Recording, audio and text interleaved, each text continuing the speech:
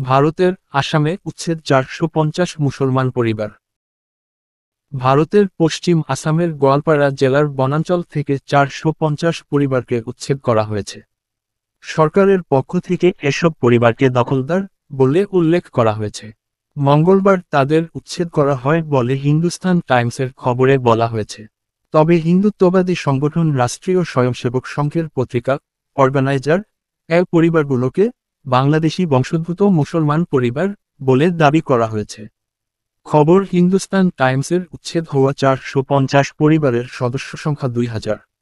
উচ্ছেদের কারণে 55 থেকে 60 হেক্টর বনাঞ্চল খালি করা সম্ভব হয়েছে বলে জানান গোয়ালপাড়ার বিভাগীয় বন কর্মকর্তা তেজস মারিস্বামী। তেজস মারিস্বামী বলেন, গোয়ালপাড়ার সব বনাঞ্চলকে দখলমুক্ত করার নির্দেশ দিয়েছেন গুয়াহাটি হাইকোর্ট। ওই নির্দেশ অনুসারে উচ্ছেদ অভিযান চালানো হচ্ছে। সারা দেশের মধ্যে গোয়ালপাড়ায় মানুষ ও হাতির সংখ্যা সবচেয়ে বেশি। তিনি বলেন, এলাকাটি পরিষ্কার করার পর বনায়নের উদ্যোগ নেওয়া হবে।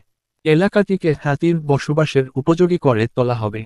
আরএসএসের পত্রিকা অর্গানাইজার এ বলা হয়েছে, যাদের বিরুদ্ধে এই উচ্ছেদ অভিযান চালানো হয়েছে তারা সবাই বাংলাদেশি বংশোদ্ভূত। পত্রিকাটি বলছে, স্থানীয় মানুষ জানিয়েছেন, ইসলামপন্থীরা 2001 থেকে 2016 সালের মধ্যে কংগ্রেস সরকারের আমলে বনাঞ্চল দখল করেছিলেন। বিশেষজ্ঞদের মতে এই ঘটনাটি যদি বাংলাদেশে ঘটত, আর তা যদি হতো কোনো হিন্দু পরিবারের সাথে, তাহলে বাংলাদেশকে পড়তে হতো ভারতীয় কিছু উগ্র হিন্দুত্ববাদীর তোপের মুখে।